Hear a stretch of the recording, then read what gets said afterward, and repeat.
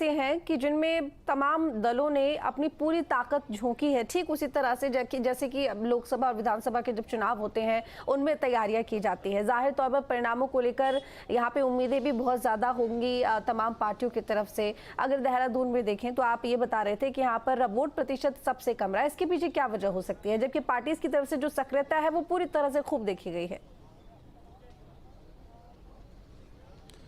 देखिए, जो वोट प्रतिशत जिसमें कमी की बात की जा रही है वो तो केवल अवेयरनेस का विषय है, तो लोग घरों से नहीं निकले। दूसरी बात, जो वोटिंग था वो स्लो था, तो उस स्लो वोटिंग के चक्कर में लोग मतदान केंद्रों तक गए और ऐसी तमाम शिकायतें थी कि स्लो वोटिंग होने के चक्कर में जो सीनियर सिटीजन थे, जो खड़े नहीं हो पा रहे थे, जो शारीरिक रूप से अक्षम थे या जिसको बहुत ज़रूरी कोई काम था, तो वो सब जो है फिर पोलिंग स्टेशन पर नहीं रुके और वो वहाँ से माइग्रेट कर गए। और तीसरी बात ये है कि 2024 में वोटिंग लिस्ट तैयार हो गई थी मार्च के महीने में। मार्च 2024 में वोटिंग लिस्ट तैयार होने के बाद इस वोटिंग लिस्ट को फिर सभी राजनीतिक दलों को भेजा गया, राजनीतिक दलों को चेक करने के लिए कहीं आपके लोग छूट तो नहीं गए हैं। तो राजनीतिक दलों ने भी इसमें पूरा काम नहीं किया। उस समय जिला प्रशासन जो भी काम कर रहा था उन्होंने भी वोटिंग लिस्ट को बहुत गंभीरता से नहीं लिया और जितने वोट देहरादून में कटे हैं इतने वोट में तो एक निकाय तैयार हो जाता है। तो इतनी बड़ी संख्या में वोटों का कटना और वोटिंग स्लो होना और वोटर्स का मतदान केंद्र पर आकर वापस चले जाना, तो ये देहरादून नगर निगम के पोलिंग परसेंटेज को के लिए बहुत घातक साबित हुआ। और देहरादून की पोलिंग परसेंटेज ने अपनी ही नहीं पूरे राज्य का जो एक औसत पोलिंग परसेंटेज का आ रहा था उसको भी ध्वस्त कर दिया।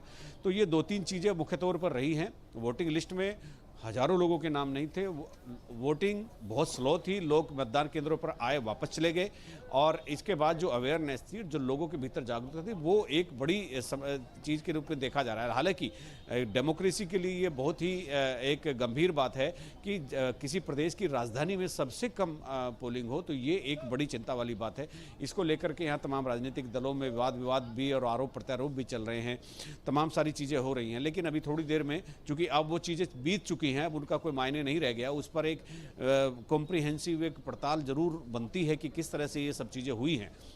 लेकिन अब यहाँ से आगे बढ़ गई है और ये चीज़ें अभी थोड़ी देर में जब काउंटिंग शुरू होगी तो धीरे धीरे ये रिजल्ट आना शुरू होगा। सबसे पहले वार्ड पार्षदों के आएंगे और जैसे मैंने बताया कि पिछली बार 8 नगर निगम से 5 नगर निगम भारतीय जनता पार्टी ने, 2 कांग्रेस ने और 1 निर्दलीय ने जीते थे। जबकि नगर पालिकाओं में 40 नगर पालिकाएँ थी तो उसमें 17 नगर पालिकाएँ कांग्रेस ने जीती थी और 12 भाजपा ने और बाकी निर्दलीयों ने जीती थी। लेकिन नगर पंचायत में फिर भाजपा आगे रही थी, उनका एक बड़ा नंबर था। इस बार किसका परिणाम ज्यादा भारी दिखाई दे रहा है? तो संख्या के हिसाब से मैं ये बता रहा हूं। नहीं, देखिए, चूंकि ये तो कहा नहीं जा सकता, चूंकि इन चुनावों में निर्दलियों का भी बहुत बोलबाला होता है। ये हाइपर लोकल चुनाव होते हैं, हाइपर लोकल इश्यूज इसमें होते हैं। राष्ट्रीय दल अपने सिंबल पर चुनाव लड़ते हैं, ये अलग बात है, लेकिन मुद्दे हाइपर लोकल होते हैं। तो इसीलिए चूंकि निर्दलियों ने भी यहाँ भी कई वार्ड्स में कई जगह निर्दलीय जोर लगा रहे हैं, जैसे नगर निगम रुड़की, ऋषिकेश और श्रीनगर, वहाँ पर तो निर्दलियों ने मामले को त्रिकोणीय बना दिया है।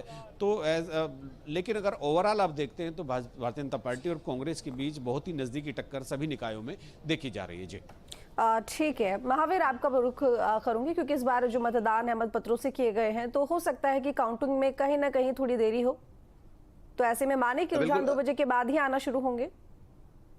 बिल्कुल जाहिर सी बात है कि जिस तरह से हम लगातार चर्चा कर रहे हैं, क्योंकि मतपत्रों से इस बार मतदान हुआ है और शहर की सरकार चुनने के लिए जिस तरह से काउंटिंग शुरू होगी 8 बजे से, उसके बाद से लगातार ये अनुमान लगाया जा रहा है कि देर रात तक ही रिजल्ट आएंगे। हालांकि पार्षद और जो वार्डों के रिजल्ट हैं वो जल्दी आ सकते हैं, लेकिन संभावना यही है कि मेयर और जो पालिका अध्यक्ष हैं उनके जो रिजल्ट होंगे, परिणाम होंगे, वो देर रात तक आएंगे। हो सकता है कि देर रात से अगला दिन भी हो जाए, क्योंकि प्रशासन की तैयारियां जिस तरह से हैं कि 2 शिफ्टों में यहाँ पर काम किया जाएगा, 2 शिफ्टों में काउंटिंग होगी। हालांकि 8 राउंड टोटल होने हैं, लेकिन जिस तरह से प्रशासनिक तौर पर कहा जा रहा है कि 2 शिफ्ट होंगी, क्योंकि सुबह 8 बजे से लेकर शाम को रात को 8 बजे तक एक शिफ्ट काम करेगी और उसके बाद दूसरी शिफ्ट काम करेगी। तो इससे अनुमान यही लगाया जा रहा है कि देर रात तक परिणाम आएंगे। और अगर हम लोग राजनीतिक तौर पर बात करें कि आखिर राजनीतिक तौर पर जो मुकाबला है वो किसके बीच में, क्योंकि हरिद्वार की अगर मैं बात करूं तो हरिद्वार नगर निगम पे सीधी टक्कर बीजेपी और कांग्रेस की है, क्योंकि लगातार हम देखते आ रहे हैं कि यहाँ इस निगम पे लगातार भाजपा और कांग्रेस के बीच ही मुकाबला रहा है। हालांकि पहले जो इससे पहले जो चुनाव हुआ था निगम का, उसमें कांग्रेस ने विजयी हासिल की थी और उस विजय को कंटिन्यू रखने के लिए इस बार दमखम जरूर कांग्रेस लगा रही है। और वहीं भाजपा भी अपने पूरा जोर उसने लगाया है कि इस नगर निगम पर विजय पाए। तो कह सकते हैं कि मुकाबला बिल्कुल सीधा है और यहाँ पर सीधे मुकाबले में रोमांचक मोड़ जरूर देखने को मिलेगा। जी ठीक है दिग्विजय, सियासी गणित क्या कहता है? जाहिर तौर पर जो तमाम दल है काफी उत्साहित होंगे और देखा जाता है कि इन चुनावों में जो स्थानीय मुद्दे होते हैं उनका बहुत बोलबाला होता है। स्थानीय मुद्दे क्या रहे हैं जिन पर चुनाव लड़ा गया है और सियासी गणित किसकी तरफ इशारा कर रहा है? कौन सा ऐसा दल होगा जो कि इस बार भारी पड़ेगा विपक्ष पर? इसे अल्मोड़ा पहली बार नगर निगम बना है, भाजपा ने नगर निगम बनाया है, तो भाजपा वाले इससे आश्वस्त हैं कि हमने नगर निगम बनाया तो हम यहाँ से जीतेंगे। वहीं अब तक की पालिका की बात करें तो कांग्रेस यहाँ लगातार काबिज रही है। अब की बार यहाँ मुकाबले में भाजपा और कांग्रेस के दो ही उम्मीदवार हैं, कोई निर्दलीय मैदान में नहीं है। एक निर्दलीय थे जो कांग्रेस के थे, उन्होंने बाद में अपना नाम वापस ले लिया था, लेकिन मजेदार बात यह थी कि उन्होंने नाम वापस के बाद उन्होंने कहा मैं मैदान से हट रहा हूं। तो उनका चुनाव नाम और चुनाव चिन्ह बैलेट पे और यहाँ पर कुछ दो ही दलों के बीच सीधा मुकाबला है। और यहाँ जो मतदान प्रतिशत इसलिए बड़ा है क्योंकि यहाँ 40 बॉर्डर के चुनाव हुए हैं, पार्षद की बहुत क्लोज लड़ाई है। तो जो पार्षद पद के उम्मीदवार थे वो लोग एक एक वोटर को घर से पोलिंग बूथ तक लाए हैं। तो इससे अल्मोड़े का मतदान प्रतिशत में खासी बढ़ोतरी हुई है। लगभग 62% के आसपास यहाँ लोगों ने मतदान किया है। इसकी मुख्य वजह यही रही है कि जो पार्षद थे, छोटे यहाँ वार्ड हैं, एक वार्ड में 450 कुल मतदाता थे, वहाँ 7 लोग चुनावी मैदान में थे। तो आप समझ सकते हैं कितनी कठिन लड़ाई यहाँ है और पार्षदों ने ही पोलिंग को यहाँ बढ़ाने का काम किया है। भाजपा कांग्रेस को यहाँ बहुत ही नजदीकी मुकाबला है। अब 8 बजे से यहाँ काउंटिंग शुरू होगी, तो उसके बाद यहाँ हर एक वोट की लड़ाई होगी कि कौन यहाँ मैदान में जीता है और कौन यहाँ मैदान से बाहर होता है। ठीक है अली, आपका रुख करूंगी। तस्वीरें थोड़ा सा देखना चाहूंगी, किस तरह की हलचल देखी जा रही है, क्या तैयारी है, सुरक्षा के क्या इंतजाम है? थोड़ा तस्वीरों के जरिए समझाने की कोशिश कीजिए दर्शकों को। जी यहाँ सुरक्षा के पुख्ता इंतजाम है, चप्पे चप्पे पर पुलिस तैनात है। अनाउंसमेंट किया जा रहा है कि जो भी एजेंट अंदर जाएंगे उनको वो मोबाइल नहीं लेके जाएंगे, जो अपने मोबाइल अपने साथी के साथ बाहर छोड़ के जाएं, तो किसी भी तरह का कोई अंदर से फीडबैक ना मिल सके जिससे कि बाहर के लोग उत्तेजित हों या कोई गलत असर पड़े। इसलिए पुलिस जो है और प्रशासन दोनों अलर्ट नजर आ रहे हैं। सभी को अलर्ट करा गया है कि कोई मोबाइल अंदर नहीं लेके जाएगा। मैं आपको दिखा दूं कि मेरे पीछे जो है ये मतगणना स्थल के बाहर जो है पुलिस प्रशासन जो है तैनात है और ये जो एजेंट हैं ये बाहर खड़े हुए हैं, मीडिया भी बाहर है। तो और गेट बिल्कुल बंद है, बाहर जो है AK-47 लेकर सब पुलिस तैनात है जिससे कि किसी भी तरह का कोई गड़बड़ ना हो सके। तो आपको बता दें कि क्योंकि यहाँ पर जो है मतदान वाले दिन मच्छी मोहल्ले में जो है एक पुलिस द्वारा जो है लाठीचार्ज किया गया था जिससे काफी रोष और तनाव भी पैदा हो गया था। उसको लेकर भी यहाँ पर जो है प्रशासन जो है अलर्ट नजर आ रहा है। यहाँ पर एक्स्ट्रा पुलिस लगाकर जो है जिससे कि यहाँ गड़बड़ ना हो, भीड़ इकट्ठी ना हो, किसी भी तरह कोई तनाव ना हो, इसको लेकर यहाँ काफी प्रशासन जो है अलर्ट है। जी ठीक है अजीत, क्योंकि ऐसा देखा जाता है जब रुझान शुरू हो जाते हैं तो राजनीतिक जो दल होते हैं उनको भी कहीं ना कहीं रुझानों को लेकर सही जानकारी चाहिए होती है। तो काउंटिंग के दौरान राजनीतिक दलों के साथ समन्वय बनाने के लिए जो पार्टी की तरफ से एजेंट नियुक्त किए जाते हैं उनको लेकर इस बार किस तरीके से तैयारी की गई है? नहीं देखिए, एक परंपरागत तरीका होता है पोलिंग एजेंट बनाने का। पार्टी का कार्यकर्ता होना चाहिए, सक्रिय कार्यकर्ता होना चाहिए। और फिर दूसरा, इस बार भारतीय जनता पार्टी ने और भी नए सिरे से एक प्रयास किया है कि जो एजेंट होंगे वो 2 होंगे। हमेशा ही 2 होते हैं, लेकिन एक एजेंट उन्होंने हर एजेंट के साथ रिलीवर के तौर पर विधायक को बनाया है। तो भारतीय जनता पार्टी ने जिस तरह से ये रणनीति बदली है उससे लगता है कि वो थोड़ा चौकसी बरतने की एक कोशिश कर रहे हैं। और जिस तरह से विधायक को रिलीवर बनाया गया है एजेंट का, तो वो एक बड़ी बात है। आज से पहले ऐसा नहीं होता था। तो कुल मिलाकर के जो या तो पार्टी का कार्यकर्ता हो, विधायक हो, पदाधिकारी हो, तो वही एजेंट बनते आए हैं। उन्हीं को ही पूरे परीक्षण के बाद जो पूरे चुनाव में काम करते हैं लगातार पार्टी के साथ काम करते हैं उनको एजेंट बनाया गया है। और भारतीय जनता पार्टी ने पहली बार यहाँ विधायकों को एजेंट का रिलीवर बनाया है और ये एक बड़ी बात है। और इससे ऐसा लगता है कि जैसे वोटिंग कम हुई है तो भारतीय जनता पार्टी को भी कहीं ना कहीं कोई ऐसी आशंका दिख रही है, वो अपने मजबूत लोगों को वहाँ टेबल पर खड़ा करना चाहती है ताकि कोई किस तरह की कोई गड़बड़ी ना हो। हालांकि भाजपा की सरकार है तो यहाँ जिनकी सरकार है उनके लिए गड़बड़ी होना तो मुमकिन ही नहीं है। इस चिंता में कांग्रेस जरूर मरी जा रही है कि यहाँ पर ये कुछ भी भारतीय जनता पार्टी की सरकार है तो वो निर्वाचन की प्रक्रिया को, मतगणना की प्रक्रिया को बाधित कर सकते हैं। हालांकि ये सब अभी आरोप प्रत्यारोप है। और चूंकि कल परसों मतदान के दिन जिस तरह से उत्तरकाशी के बड़कोट में, रुड़की में जिस तरह से लाठीचार्ज और झड़प और तीखी बहस और ये सब चीज़ें हुई हैं, तो उसे देख करके पुलिस बल को बहुत ही एकदम मुस्तैदी के साथ यहाँ पर अपनी ड्यूटी करने के लिए निर्देश दिए गए हैं। मजिस्ट्रेट लगातार घूम रहे हैं और थोड़ी देर में डीएम और एसएसपी यहाँ पर आएंगे। तो वो सारी चीज़ें जो सुरक्षा के दृष्टिकोण से जो जिस तरह से भी एक फुल प्रूफ सिस्टम होता है वो बनाया गया। जी ठीक है अजीत, तस्वीरें थोड़ा देखना चाहूंगी और चाहूंगी दर्शकों को दिखाइए किस तरह की तस्वीर, किस तरह की हलचल मतगणना शुरू होने से पहले फिलहाल केंद्रों पर दिखाई दे रही है। जी आप मेरे पीछे देख सकते हैं, देखिए ये मेन गेट है, ये रेंजर्स ग्राउंड है, यहाँ पर ये मतगणना हो रही है।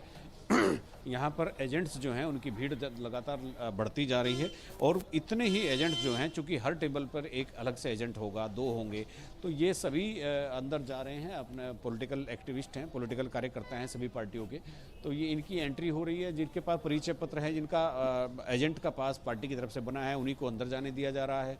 अभी थोड़ी देर में कुछ ही समय रह गया है कि जब ये मतगणना शुरू होगी। और मतगणना मैं आपको बता दूं कि बहुत ही स्लो चलेगी, चूँकि मतपत्रों से चुनाव हुए हैं तो मतपत्रों को गिनना एक बड़ी टेढ़ी खीर होती है। बड़ी संख्या में यहाँ पर वोटर्स हैं, 7.5 लाख वोटर्स वाला ये सबसे बड़ा नगर निकाय है पूरे उत्तराखंड का। भले ही 55% की वोटिंग हुई हो, लेकिन फिर भी 7.5 लाख में अगर 55% भी लगाते हैं आप तो काफ़ी वोटिंग हो गई है, गिनने में समय लगेगा। पिछली बार भी मैंने बताया 24 घंटे बाद मेयर का रिजल्ट आया था।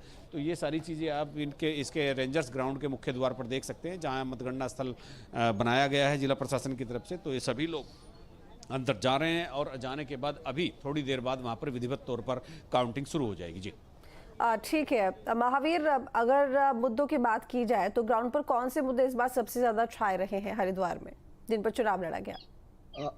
बिल्कुल, अगर क्योंकि मुद्दों की बात की जाए तो निकाय चुनाव जो होते हैं बिल्कुल स्थानीय मुद्दों पर लड़े जाते हैं और इसीलिए शायद इसको शहर की सरकार बोला जाता है। लेकिन इस बार हमने जो देखा है हरिद्वार में मुद्दों की बात करें तो हरिद्वार में कॉरिडोर का मामला बहुत ज्यादा चुनावी मुद्दा रहा। हालांकि बीजेपी इसमें जरूर असहज दिखी। कांग्रेस ने इसको बनाने का काम किया और लगातार जनसभाओं में कॉरिडोर को लेकर बातें करते रहे और इसको चुनावी मुद्दा बनाया। हालांकि चुनाव खत्म होते होते, प्रचार खत्म होते होते मुख्यमंत्री ने जरूर इस पर एक बड़ा बयान दिया और कांग्रेस जिस मुद्दे को बना रही थी उस मुद्दे को एक तरह से मुख्यमंत्री ने बयान के द्वारा उसको खत्म करने का काम किया। क्योंकि कॉरिडोर को लेकर जिस तरह की बातें यहाँ पर चल रही थी कि तोड़फोड़ होगा, कॉरिडोर अगर बनेगा तो शहर का जो स्वरूप है वो बिगड़ जाएगा। लेकिन मुख्यमंत्री ने ये साफ किया कि किसी भी तरह की कोई तोड़फोड़ नहीं की जाएगी और अगर कॉरिडोर बनेगा तो उसमें व्यापारियों की सहमति होगी और उनको जो भी स्टेक होल्डर्स हैं उनकी सहमति के बाद ही काम यहाँ पर शुरू होगा। तो ये सबसे बड़ा चुनावी मुद्दा यहाँ पर रहा। अगर शिवालिक नगर की बात मैं करूं, शिवालिक नगर पालिका में सबसे बड़ा मुद्दा चुनाव का रहा है वो भ्रष्टाचार का रहा है। यहाँ पर भ्रष्टाचार को लेकर कांग्रेस लगातार बीजेपी पर हावी रही है और यहाँ देखने में भी आया कि चुनाव प्रचार के दौरान जो भाजपा है वो असहज नजर आई है। तो ये तमाम तरह के जो मुद्दे रहे हैं इस चुनाव में रहे हैं। हालांकि स्थानीय चुनाव है और बहुत ज्यादा डिपेंड करता है कि जो व्यक्तिगत छवि कैसी है प्रत्याशी की, तो उस पर भी बहुत ज्यादा डिपेंड करता है। तो ये हालांकि जिस तरह से हमने देखा कि स्टार प्रचारकों में भाजपा ने अपने पूरा कैबिनेट को मैदान में उतारा था। हमने देखा कि हरिद्वार में भी तमाम जो नेता थे भाजपा के वो यहाँ पहुंचे थे और ऐसे ही कांग्रेस ने भी अपने सारे स्टार प्रचारकों को मैदान में उतारा था और उसको देखते हुए भी ये मुकाबले यहाँ पर रोमांचक दिखाई दे रहे हैं। जी ठीक है दिग्विजय, देखिए ये अब जो लोग चुनकर आएंगे, ये छोटी सरकार होगी, जाहिर तौर पर यहाँ जो मुद्दे जिन पर चुनाव लड़ा जाता है जनता के लिए थोड़ा यहाँ पर आसान होता है इन तमाम प्रतिनिधियों से अपनी समस्याओं को उनके आगे रखना और अपने तमाम सुविधाओं के लिए अपनी आवाज़ को उठाना। क्योंकि अगर हम विधायकों की बात करें, सांसदों की बात करें तो कहीं ना कहीं थोड़ी दूरी रहती है, लेकिन अब जो प्रतिनिधि चुने जाएंगे उनसे जनता का जुड़ाव बहुत ज़्यादा होता है। मुद्दे क्या रहे और लगभग कितने प्रत्याशी मैदान में उतरे हुए हैं जिनकी किस्मत आज क्या रंग दिखाएगी ये पता चलेगा जब परिणाम घोषित हो जाएंगे। बिल्कुल, देखिए नगर की सरकार है, यहाँ जो भी चुना जाएगा उसका सीधा जनता से जुड़ाव रहेगा। अगर हम मेयर की बात करें तो मेयर में भाजपा और कांग्रेस के जो भी उम्मीदवार हैं, भाजपा से यहाँ मैदान में है, तो कांग्रेस से यहाँ भैरव गोस्वामी मैदान में है और 40 यहाँ कुछ पार्षद चुने जाने थे, जिनमें एक का निर्वाचन हो चुका है, वो निर्विरोध जा चुके हैं। 39 पार्षदों के लिए यहाँ वोटिंग हुई थी, उसमें 52 लोग मैदान पे हैं, तो मुकाबला बहुत ही कड़ा यहाँ है। नक्सली बंदरों की यहाँ समस्या है, पार्किंग की यहाँ समस्या है, नगर में गंदगी की समस्या है और पहली बार ये नगर निगम बना है तो लोगों को उम्मीद है कि यहाँ बजट बढ़ेगा और जो सांस्कृतिक नगरी है, पर्यटकीय नगरी है, तो इसका विकास तेजी से होगा। अभी हम देखें तो 7:55 हो चुके हैं, 5 मिनट और बचे हैं। इसके बाद यहाँ मतपेटियां खुलेंगी, फिर एक वोट की गिनती होगी। तमाम उम्मीदवार, अगर हम बात करें 152 यहाँ पार्षद के लिए मैदान में है और 2 मेयर के उम्मीदवार हैं, तो 154 लोगों के दिलों की धड़कन है, साथ ही उनके जो समर्थक है उनकी दिलों की धड़कन है।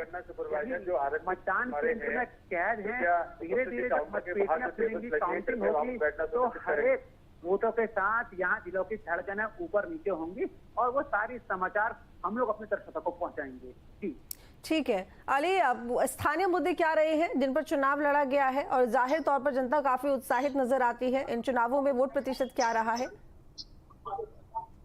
जी, यहाँ का मेन मुद्दा जो है वो है जल भराव। यहाँ पर जगह जगह पर जो है हल्की बारिश में ही जल भराव हो जाता है, जिससे कि लोग काफी परेशान हैं और वही यहाँ का मेन मुद्दा। हर प्रत्याशी, चाहे वो निर्दलीय और चाहे वो पार्टी से हो, सभी प्रत्याशी जल भराव का मुद्दा जो है उन्होंने जोर शोर से उठाया है। और दूसरा मुद्दा जो था यहाँ साफ सफाई का, जबकि रुड़की जो है, जब पहला मेयर यहाँ चुना गया था उस समय नंबर 1 भी आया था सफाई में, लेकिन सफाई का मुद्दा और मेन जो मुद्दा है यहाँ का वो है जल भराव। जल भराव की वजह से काफी परेशानी होती है बरसात में लोगों को, तो उसी को लेकर हर प्रत्याशी ने वादा किया है कि जैसे ही वो मेयर बनेंगे, अगर मेयर बनते हैं तो वो सबसे पहले जल भराव की समस्या को दूर करेंगे। IIT और CBRI के जो इंजीनियर्स हैं उनसे बातचीत करके एक रणनीति बनाई जाएगी और जो निकल के आएगा उसी के अकॉर्डिंग जो है यहाँ पर जल भराव का निस्तारण किया जाएगा। और अब रही बात ये, तो यहाँ पर जितने प्रत्याशी हैं सभी की धड़कनें तेज हैं और सभी उत्साहित हैं कि कब पेटियां खुले और परिणाम आने शुरू हो, क्योंकि सभी की किस्मत मत पेटियों के अंदर बंद है। तो लोग यहाँ पर जो है काफी उत्साहित नजर आ रहे हैं इसको लेकर, लेकिन एक तनाव भी उनके चेहरे के ऊपर देखने को मिल रहा है। ठीक है।